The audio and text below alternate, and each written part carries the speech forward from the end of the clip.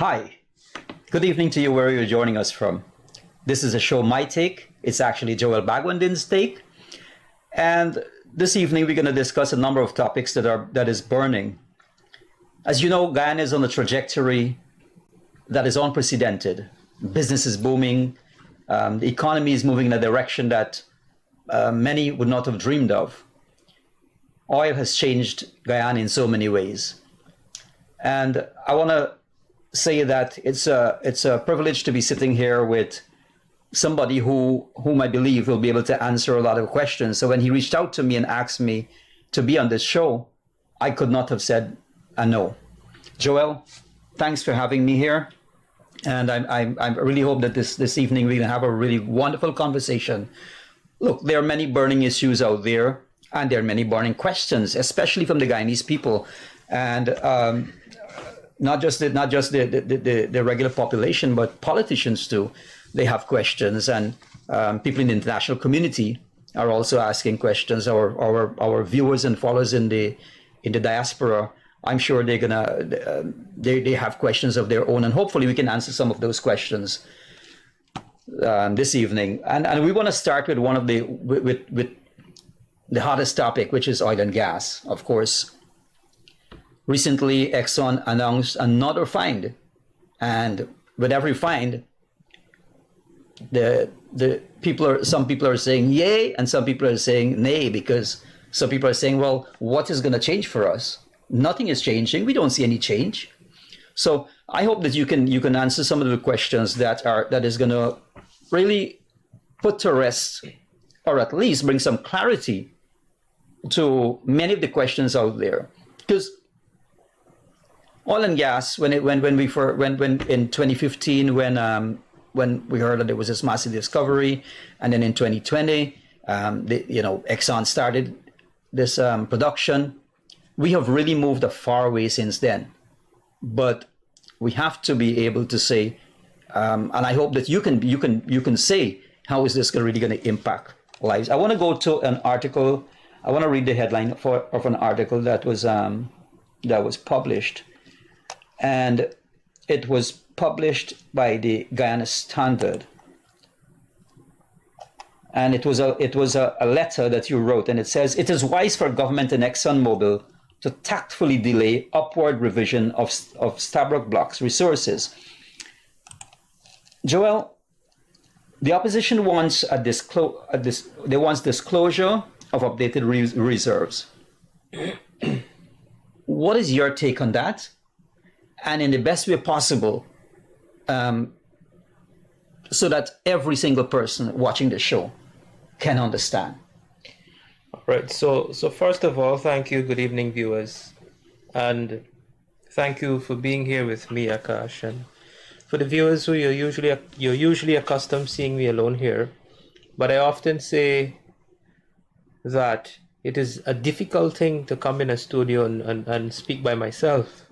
So for me to bring better value to you in terms of having a more rich, valuable discussion, it is always better for me to have it with somebody in the room, so that we could more or less have a conversation and somebody to ask questions, and I think the dialogue is usually more fruitful, and it flows naturally. Absolutely. Now, on the question of the revision of the resources, first let me say that and you juxtapose that with, I like how you juxtapose that with the opposition's position. The opposition leader, in fact, recently, a few days ago, said that the government need to update the resources, or demand Exxon to update the resources. Now, if one who pays attention, who follows current affairs, who follows the politics religiously, one would observe that the opposition has no authenticity. Absolutely none. What do I mean by that? I mean, if you look at all of the issues that the opposition deals with, they're driven by the media. The independent media. They deal with nothing nothing credibly on their own. Their strategy, their political strategy is out of their old playbook from the Barnum days and is one rhetoric all the time. Corruption, corruption, corruption. They have nothing to back it up. Is this a? Let me just ask the Joel. Is this a current opposition playbook, or is it an opposition playbook in general? Well, we see some wannabe surfacing emerging, and for example, let's take the third party that is within the current dispensation. That third party has a slightly different approach, but I want to deal with the third party today. We'll deal with more of the politics later on. We'll deal with that later at the right time, the appropriate time. But the opposition, meaning the main opposition, the APNU AFC, that's their old strategy. They nothing new to the table. They bring no real substance to the table, even in the debate. But that aside, I don't want to belabor that point. Everybody knows that. Come to the question of the resources. So this, I don't want to give the credit to the opposition for it because they didn't raise it. This was raised by the media. So it was the media that raised the question in the first place about the resources not being updated. And what are we talking about updated? The proven reserves. So in 2000, let me just walk you back quickly. In 2015, when the discovery was first announced, it was 3 billion, right? It was 3 billion barrels. And then as exploration is ongoing within the Stabroek Block, they keep announcing from time to time more discoveries as they make those discoveries. So the last time I checked, I didn't, my rough estimate based on the last numbers I looked at, it's over 30 something discoveries so far, right? Maybe we're probably now close to, with the discoveries announced from in the last 3 years, we're probably close to nearly 40 discoveries. Now, so that is what they're referring to updating the reserve, because since then, the last update was from 3 billion then to now 11 billion. Those are the official numbers, but it is an estimate. It's understood that it is more than that. So the media posed the question at a press conference, I believe Exxon had, and Exxon said in response that they are focusing on ramping up development of the projects in the pipeline, because remember we started at 120,000 barrels per day. Now we're producing in just 3 years, going on to 4 years, we're producing at nearly 600,000 barrels per day. And they want to have 10 FPSOs by 2030, which would mean that production would peak somewhere in the region of 1.3 million barrels per day. So that is what they're focusing on, while also exploring continuously for new discoveries. So this was their response to the question, that they're focusing on that rather than updating the number. Now, following that press conference, the media then went to a press conference, one of the vice president's press conference, and asked the question, why Exxon, if the government is concerned that Exxon is delaying, they're not giving a priority to updating the resource. And the vice president said, well, it is in the oil company's interest, because the way these markets work, if they update the resource, it would have an impact on their stock market value, the stock market price. But they were focused on, and which the government seemed to accept, that because it is the government's policy as well, that stance by Exxon to ramp up development is in alignment with the government's policy, because they want to aggressively ramp up production so that the revenue that comes to the state would increase proportionately. Well, substantially, actually. Proportionately and substantially. Now, what is my take on that? So the opposition has a different take. The opposition is taking the popular view. they opted to take the popular position that Exxon should do this.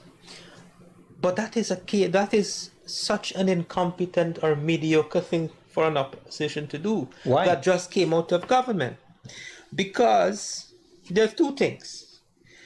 One, you got to read, first of all, what entails updating the resource. I read, and I think I reference it in my letter there. There's this group called OGGN, and they call themselves oil experts. I never call myself an expert. But this group of people regard themselves as experts. And they said that this thing is not rocket science. They could do the calculation in a day. Right? That's and simple. they say that, well, these first year students at UG could do this calculation in a day. Why Exxon need to take so long? This is how things get misinterpreted, and people get the wrong impression when people who claim to have authority don't know exactly what they're talking about. If you read the literature, today we live in an information age. There is so much of materials. You could do your own research. You don't even have to go and ask the oil company. Do your own research, and if you read the literature to understand what an appraisal entails, it entails additional drilling of the wells. Mm-hmm. It entails the appraisal process. They have to do more engineering. They have to do more studies, which means they have to do. They might have to drill another well, right? So the appraisal process, the process to do that appraisal, takes resources, right? Which would last for a month to gather the data, mm-hmm. to ascertain exactly what is the accurate volume of the resources before they could make such an update. And there are examples. Suriname announced discovery, but we don't even have to go to Suriname. Right here, CGX in 2022 announced November 2023 announced a discovery. They didn't quantify the discovery. They said that they still have to do the appraisal to ascertain the commercial viability. So a discovery was made, but they still don't know if it is commercially viable, because they have to do further tests. They have to do additional appraisal, additional drilling, additional analyses. Mm-hmm. It's not just a matter of crunching some numbers. They have to actually do and deploy resources to do that. That takes months. That process takes months, right? So that is the technicality. The actual appraisal involves additional analysis, more work, additional drilling in order to accurately update the resource. Now, we have to, as a government, as a country, the position is clear. So you have to make a decision whether you want to stall up exploration or you want to stall up development of the projects in the pipeline to ascertain the resources, or we want to focus on this, because it means you'd have to divert resources to do that. Absolutely. Right? You'd have to divert resources. You can go to Suriname, the same thing. Announcements were made of discoveries, but the commercial viability were not yet ascertained. They got to do further. Now, that is what I meant by the technicalities. And I said in my letter that apart from the technicalities, and this is why I said the opposition is mediocre, apart from the technicalities aside, I am saying, and this is not a government position, this is my position, because the government didn't come out and say anything to this end. I am saying that it is a wise thing when you look at the geopolitics now. And when I say geopolitics, I'm referring to the border issue between Venezuela and Guyana. When you pause to take a look at that situation, it is a wise thing to do, in my view, to delay any appraisal of an upward estimate of our reserves. Not showing your hand? Why?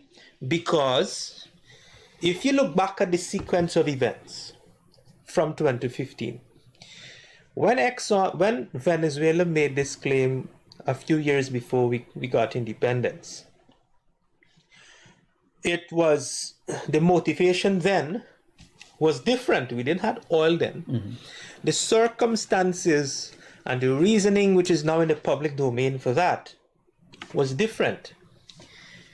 Things changed. It remained an unsettled issue on the part of Venezuela. Well, we were involved. So we have always been careful to say that it is not a border dispute, it's a border controversy. I would say it's a border issue. It's not even a controversy because the border is settled vis-a-vis the 1899 arbitral award, because the claim that Venezuela has made since in the 60s is that the 1899 arbitral award is invalid because they have new evidence to that end. But it has been nearly 60 years now, or more than 60 years now, more than half a century, and they have failed to substantiate that claim. They have failed to produce the evidence, and this is why we are where we are at the ICJ. So that's to go a little bit into the history. Come back to 2015. So from 1966 up until 2015, that issue never took an aggressive form. It never manifested in an aggressive form as it did in 2015 when oil was discovered in commercial quantities and announced by ExxonMobil. Then shortly thereafter, Venezuela issued a decree. Mm-hmm. Then another decree followed that. Then later on, when we had a no confidence motion in December of 2018, soon after that no confidence motion, which was successful, meaning the government at the time, the motion went through and the government fell. Shortly thereafter, Venezuela come out again with another maneuvering. At one point, the foreign affairs minister then, reported that Venezuela attempted to land a helicopter on one of the FPSOs. Sequence of events: 2015, no confidence motion. Then the auction for the new oil blocks that we just had last year, towards the second half of last year. During those auctions, Venezuela came out and said, "Oh, these auctions are illegal," and they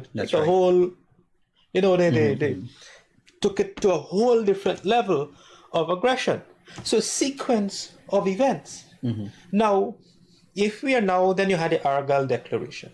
And if we are now trying to work this thing out in a neighborly way, where the entire region is behind us, because the entire Latin American region, Latin America and the Caribbean, want stability in this region. So the entire region brokered an arrangement for the two leaders to meet because they want to de-escalate tensions. They want stability. Now you got to understand the situation that Maduro is in. Maduro signed on to some agreements in Barbados. He agreed to have elections later this year. He had agreed to contest, but what he did, he breached those agreements already. He jailed. Right now, he has no opponent. He jailed his opponents. Right? So we don't know what's going to play out as yet.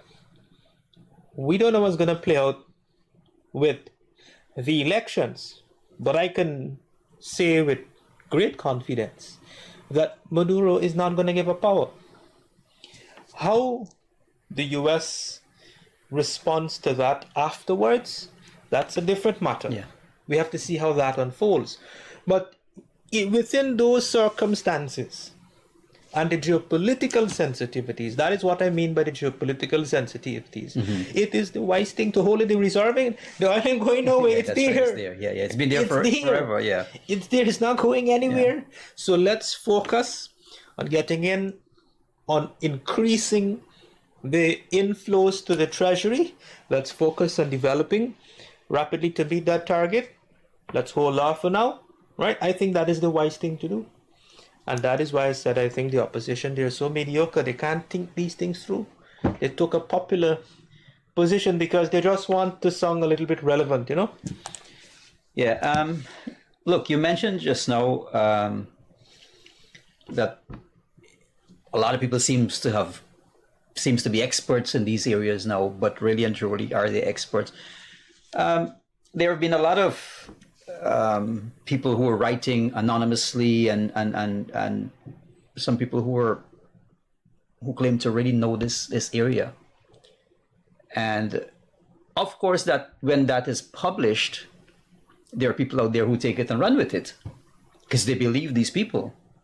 I'm not an expert in oil and gas, but what is your take on that, on these writings that are coming out there?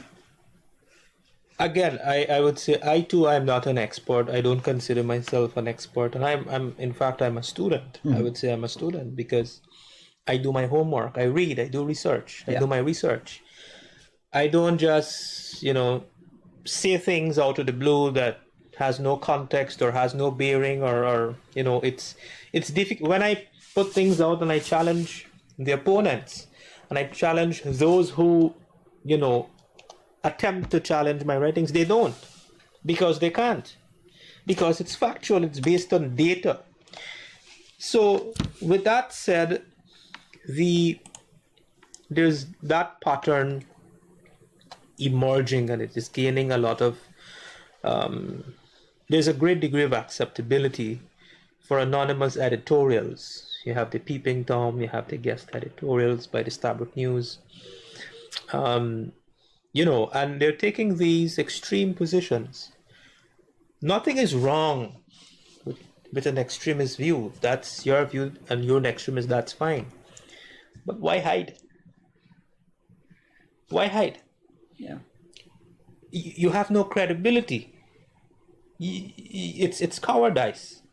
When I started to write columns in 2017, I started to write anonymously, but not because I was afraid. I started to write columns in 2017 with Guyana Times.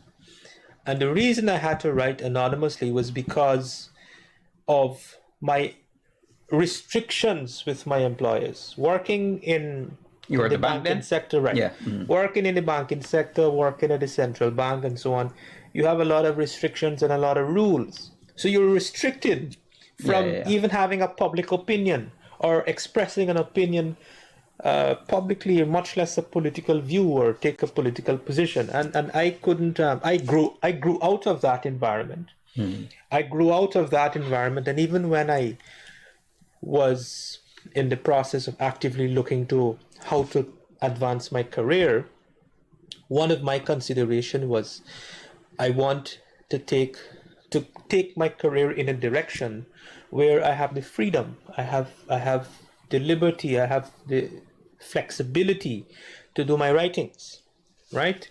And to take public positions, because these are things that I love to do.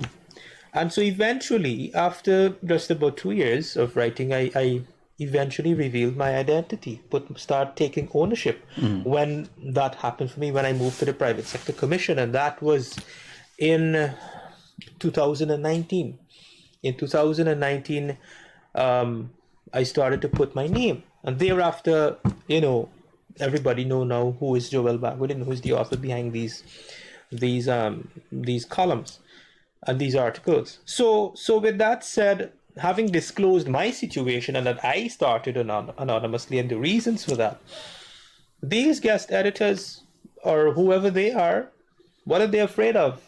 Are they working in a restricted environment too, if that is the case? Or are they just afraid? Right? And I was very anxious to put my name to my articles, because when I look at the work that I do it in a way that it could be used for multiple purposes, academic purposes, converted into academic papers, research papers, and so on. And I want to take ownership for it. That's right. You understand? You want to take ownership for your work, because when I had to write anonymous, it really pained me that I couldn't put my name. Of course, you're doing all this research and all of that, and putting so much effort into it, and then it was painful. Yeah, I get that. It was extremely painful. So and then that aside, you have another group. You have the there is a group, there's a clique. The same OGGN folks, the Christopher Rams, the Glenn Lalls, and now there is a new one added to the club, Thomas Singh, another so-called academic, lecturer. I don't want to. In economics? In economics, Yeah. in one of our premier tertiary institutions. What bothers me with these folks is that they have these public opinions. They have a right to their opinions, first of all. They have a right to their public commentary and public positions.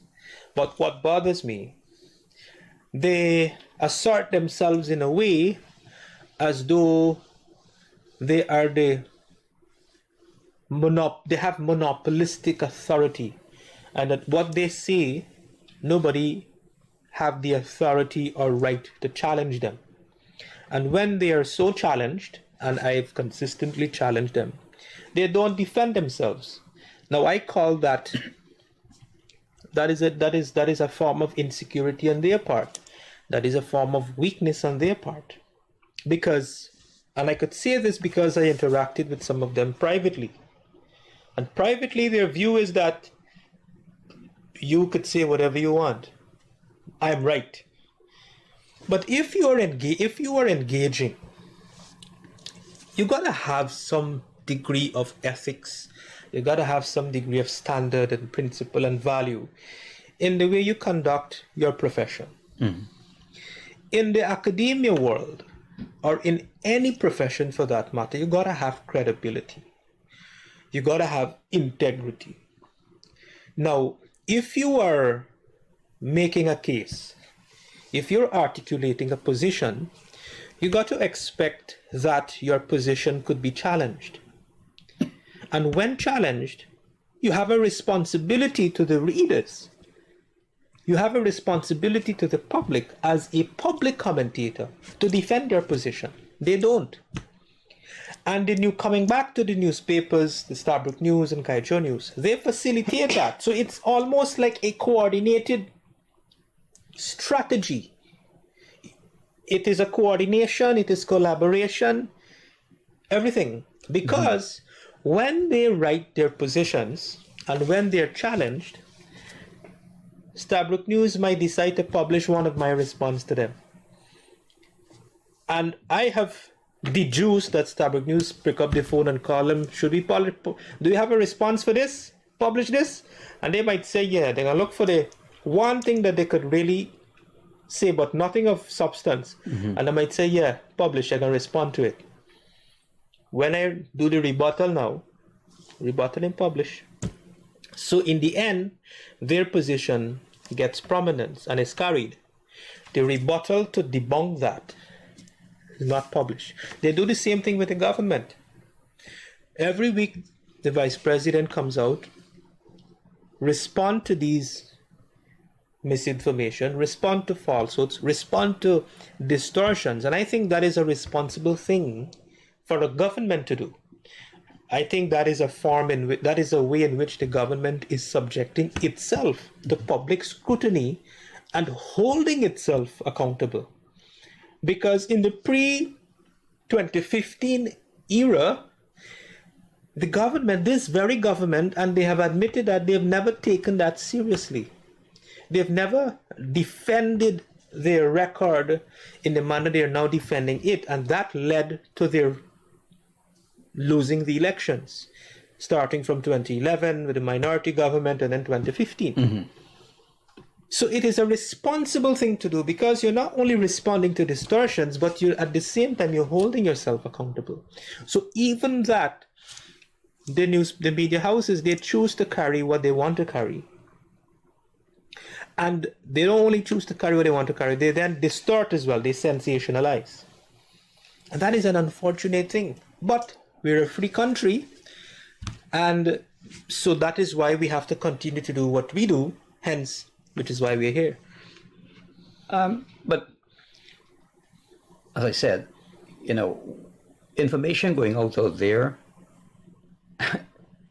irrespective of what type of information go out there, people are going to read it, and especially if it's coming from an entity or a media house or whatever it is that they can let me say relate with. They have a responsibility. For me, they have a responsibility to fact check. They have a responsibility. They got to hold themselves to some standard, and they don't hold themselves to any standard or accountability. So again, where are some of the areas that people can actually go to get authentic and the right information? I don't want to say right information. I prefer to say authentic information, and it's not only where to go. And I dealt with this particularly. Let me give you an example. Let me deviate a little bit and give an example. I was in the UK late last year. I was invited to speak at a conference. And one of the audience, someone from the audience during the break approached me and they couldn't connect to what I was presenting to them, and as well as the other speakers, because there were some government representatives there as well as other private sector colleagues who were there. And they couldn't connect. They had this whole different perception. And when I interrogate where they're getting their information from, because I keep telling them these questions that you're asking, it is in place. If the government puts out information, you have the government website, the DPI. If you want government information, the source for government information is the respective, or the sources rather, are the respective ministry websites, the DPI website, the Office of the President, all these pages, authentic government information, NCN, etc., Guyana Chronicle, well, that is state-owned. So if you're looking for government tenders and contracts, it's in all the papers. But if you want the government's position on matters, then you got to go to the government sources, which is the ministry websites, their press releases, their responses, etc. And the president, when he delivers, when he engages the public, there are so many presidential remarks or statements to the public that are live streamed on Facebook. So that is the source. It is simple. That is the source. So coming back to the experience in the UK, where they're looking at information, where they get their news from. They don't read the newspaper and the president and so on, president page and so on. They get their news from TikTok. Whatever they see on TikTok, that is the reality for them. Are you kidding? It was shocking, and then is when I realized this explains why people like Glenn Lal putting out 5-6 TikTok videos whole day. You understand? That is where people are getting their information, and that is what they're regarding as authentic. So when Glenn Lal says something, that is what the rest of the world, most of them, or a lot of them it appears, they rely on that as authentic information. They don't get the government version of it. They don't get the government responses and government positions. And that is the sad, that's the kind of thing that the government has to contend with. And I'm not connected to the government, but I think I have a responsibility as given the profession, the trade that I'm in. And the reason I'm asking you all of this, Joel, is because these are questions that I'm sure the public out there would have, and I take that position of asking the questions that I think that they would want. Another one of your letters that was published by the Guyana Standard, and the headline says Professor Hunt claimed that Guyana getting 0.5% royalty instead of 2% is grossly inaccurate. Expound on that. I don't know what sort of economists these guys are.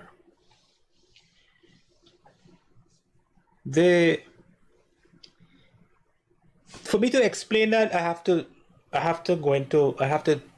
teach. I have to explain it as if I'm teaching a finance class, which I do, right? Oh, the floor is here. This guy is an economist, trained economist, former ambassador back in the days, and former head of Guy Bank, which he is largely responsible for the failure of Guy Bank, by the way. And I exposed that. I did the research and I exposed it. Anyways, dealing with the question. If you read the Petroleum Agreement 2016 that governs the Stabroek Block, the fiscal terms in there is 50% profit, and profit is revenue less total cost. That is your profit. Simply put, in the Petroleum Agreement, or pursuant to the Petroleum Agreement, cost is capped at 75%. So profit, therefore, is what remains after deducting 75%, which would be 25% of revenue. 75% of what? 75% of revenue. Profit, 25% of revenue. So we get half of that, which works out to 12.5%. So the 50% profit is equal to 12.5% of revenue, right? Royalty now is calculated 2% of total crude oil produced and sold, less whatever amount the operator, the contractor, use in their operations to run the FPSOs and in transportation, right? Less that amount. Now, Exxon reported rather, that these FPSOs are state-of-the-art FPSOs and they don't work with crude oil. They're powered by gas. So which means there is no deduction for operations, right? There's no deduction for operations. So even though it's provided for in the Petroleum Agreement, because they use gas, there is no deduction. So that means the 2% is applied to the total production. So if we produce 100 million barrels in 2023, it means we're getting 2% of 100 million barrels times the price for crude oil, whatever was the prevailing market price. And remember, we get these shipments at different points. Every month, perhaps, you get a shipment or two, or depending on how often they do the lifts, right? So it's not one time in the year, it's throughout the year. And at different point in the year, oil prices fluctuate every day. So whatever is the prevailing price, that is the price you get. So you can work out for the year the average. And the average in 2023 works out to $90-something per barrel. So if you do the math and you calculate 2% of total production times the average price, that is the amount of royalty we're supposed to collect. Now, so I've explained two things there. I've explained two different, I explained the fiscal terms and I explained how the royalty is computed in accordance with the Petroleum Agreement. The third thing is, again, in accordance with the Petroleum Agreement, remember this shipment, as I just explained, is not like one time a year. Production is ongoing, operation is ongoing throughout. So let's say there is production at the end of December. They had two lifts in the last week of December. It means that the royalty in relation to that production in the last week of December, we're not going to get it until the following year, the following period. And that is provided for in the Petroleum Agreement. It's called accrual accounting on an accrual basis. There is a timing factor. So the royalty that we collect maybe in the first quarter of 2024 would be in relation to the production in the last quarter of 2023. Now, as an economist, you have to know that. As an accountant, in the case of Christopher Ram, you have to know that. Right? So it means, therefore, if you just do a straightforward analysis or a straight line, simplistic analysis, obviously it would not reconcile. You understand? Based on what I just explained, if you don't take all of that into account in your analysis and you just do a simple, straightforward, simplistic analysis, ignoring all of that little bit of technicality, obviously you're not going to reconcile. That's the problem with these guys. They do half-baked analysis. I call them counter-economists. Oh, well, that really does explain a lot there, Joel. Look, there's something else that I want to ask you about, a little off the oil and gas. Recently, there was a massive strike across this country by teachers. Strikes are nothing new. Strikes is, they've been here forever, and they're going to be here long after you and I are gone, and, they're going to be here forever. That many teachers across this country, they took to the streets, and they demanded numerous many things. Of course, it has to do with reasons in salary and some allowances and so on. Well, thankfully they're back at work now. But what is your take on that strike, Joel? Well, it's not a straightforward matter, and it's a sensitive one, to the point that it's controversial. My take on the strike is that forget about all of the compliance issues with the entity of itself, GTU. Forget about they didn't file their returns, they didn't audit their accounts in 3 decades. And of course that would impact whether they are a legitimate institution, whether they should be recognized. And the law, if the government wants to become a rogue government, not a rogue government in the sense that they're violating laws, violating regulations, and violating the Constitution, but in the view of some, it would be rogue, but by strictly invoking the full extent of the law to deal with the entity of itself. And if it wants to do that, if the government opts to do that, they could de-recognize the GTU. But would that be in the best interest for the country and the stakeholders whom they represent? The answer is no. And therefore, the politically sensible thing to do is to overlook the deficiencies with the institution and engage the union within the spirit with which they ought to represent. That is the interest of the teachers. And that means not to misrepresent and misinform and mislead and all of that. The government, when the strike was called, the government's position at the outset was that the strike was illegal. And my understanding of the basis for that position was that there was ongoing engagement between the union and the government.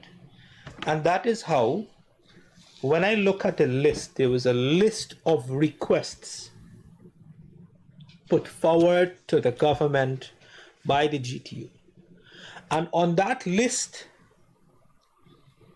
and I have to rely on the government response as the authentic source of information. Based on the government reports, 73% of what was requested was already delivered. More than half, yeah. More than half. That is within the time frame of 2020 to 2023. 2024 now start. So it was on that basis that the government said that this strike is illegal because we have an ongoing engagement and we're delivering. We've delivered more than half.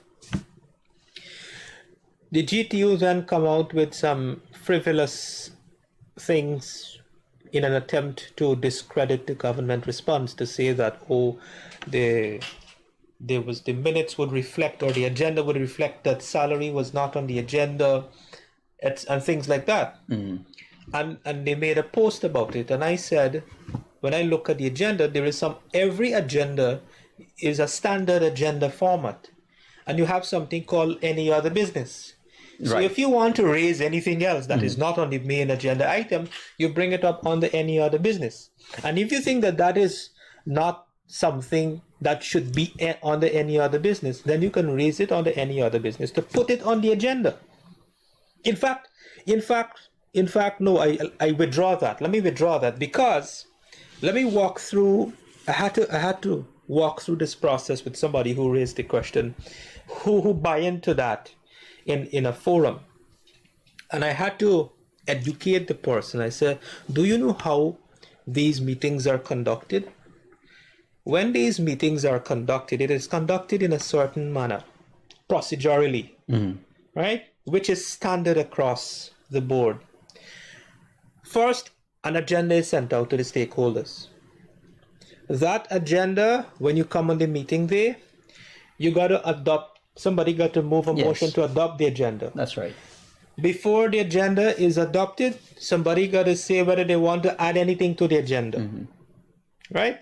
So it means if financial matters or salary was not placed on the agenda, it therefore means nobody, including the GTU, did not raise it to put that as an agenda item. That is the opportunity to now add or take out anything from the agenda.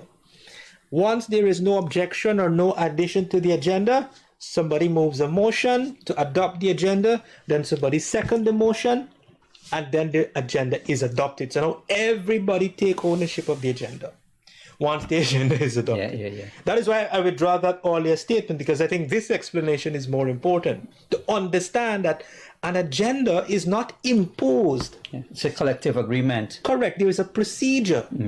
Right? There's a procedure. So that is why I said that is a frivolous thing. And that's standard, right? Correct. It's standard. Yeah. It's standard. Any meeting, that's standard. Now, that aside now, forget about the frivolous and the inconsequential, gymnastics. Let's deal with the issue. And now we have the benefit of hearing the government's position. The government's position at this stage, because right now, following the mediation and the talks broken down again, and now they're back to the courts. So the GTU is now in the court seeking an order to negotiate for the years 2019 up to 2023. The government's position is the government is open to negotiating a multi-year agreement from 2024 onwards. Now, I want to make a commonsensical point, but let's come back to the core financial sustainability issue. And I work the numbers. I've looked at what the GTU is asking for.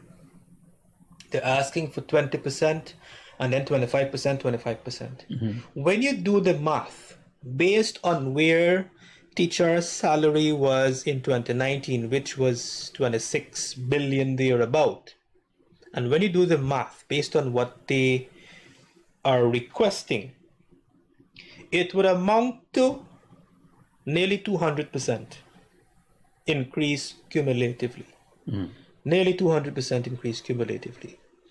And the basis for their argument is that for the COVID time, the COVID-19 pandemic. But the fact of the matter is that we were perhaps the only country, or one of the few countries in the world, if not the only countries in the world, that did not send home a single public servant in that period. did not send home and cut salaries for a single public servant. In other countries, people were sent home, people were laid off, they lost income, there was no income to support them, and you had the whole, we could go through that. Here, everybody get their full salary. Everybody got their full salary. Then the government come in, there were across the board increases that applied to them, and there were salary adjustments based on the correction of anomalies that resulted in upward adjustments for some salaries, which were so significant that some salaries were increased, some categories increased by nearly 100%. For example, the trainee teachers, they used to get a stipend of $12,000. Now they're getting close to $100,000. Right? That's an increase of over, huge jump. That's a huge jump. And then if you look at the average increase for the teachers collectively from 2020 to now, including the correction plus the across the board increase, it's 40% increase for the 3 year for that period from 2020 to 2023 up to 2023. So on an aggregate level, teachers' salary moved from 26 billion to 37 billion, nearly $40 billion as of 2023. 2024, there is provision, of course, for further increases. Now, these things also have implications for public policy because teachers represent one segment of public servants. We have the police, the joint services, you have the public servants in the ministries, and all the other segments or categories of public servants.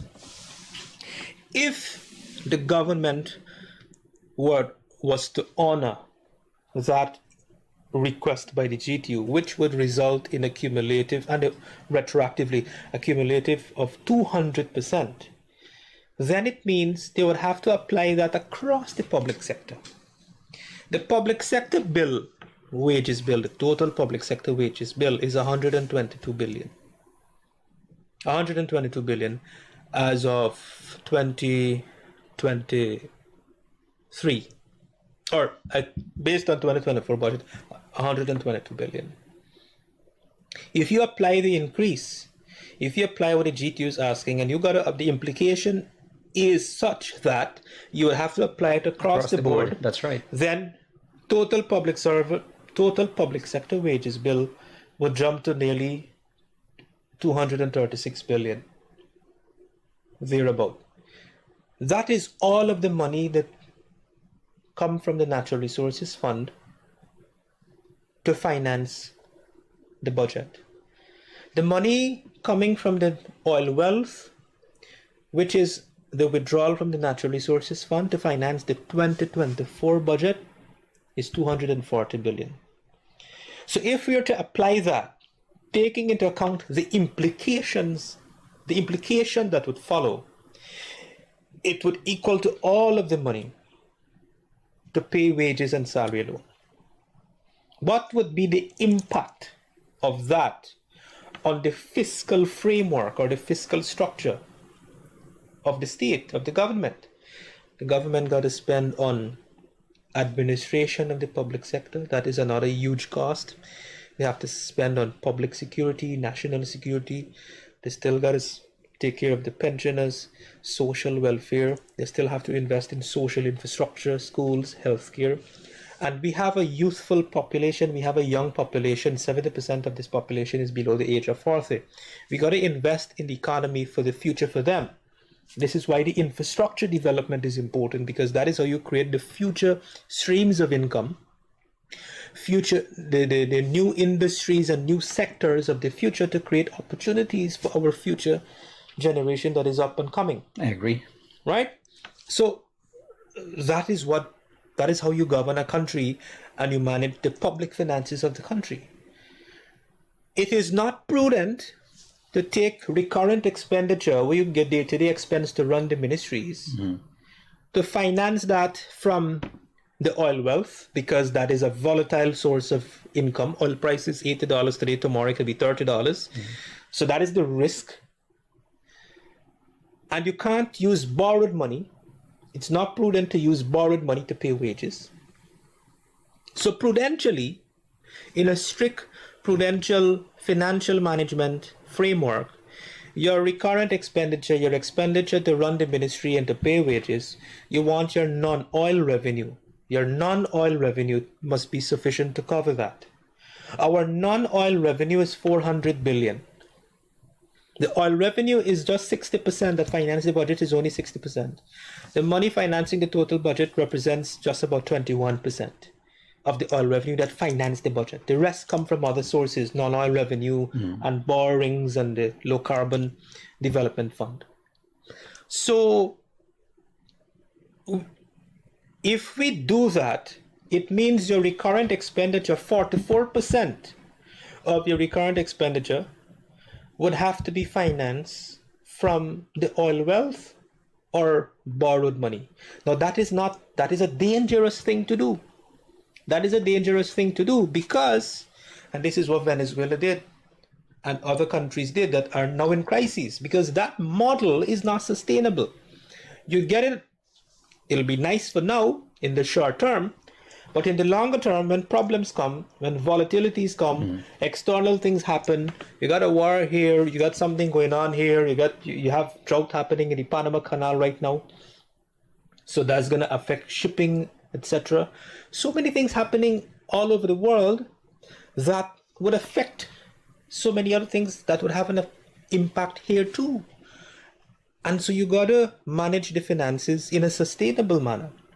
So the risk is that it exposes the fiscal framework of the country to sustainability risks where we came from in our not so historic past. Only 3 decades ago, we were a bankrupt country because of that type of governance, because of that type of reckless fiscal policies, fiscal administration.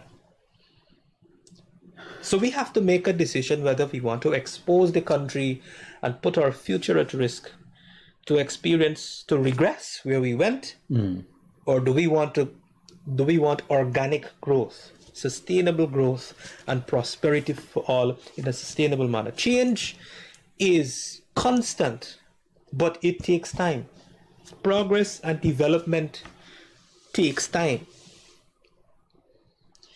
Joel, it was a really, really wonderful conversation this afternoon. Our time is almost up. We will to go into something else will take us into overtime. But of course, this show is called My Take, which is really your take. And thanks for having me here also, because in having these type of conversations, I'm sure that the public out there are many lingering questions, and I hope that conversations like this can really answer some of those questions. I know you do the show once per month, so I look forward when we do this again in the month of April, and let us see what are some of the burning issues on the table, and we will bring it here so that you can have your take on it. Thanks. Certainly. Thank you, man. Good evening, viewers. All right. Have a good one. Viewers, thanks for joining us. And we're going to be back in the new month with another of Joel's take on what's happening in Guyana. Bye.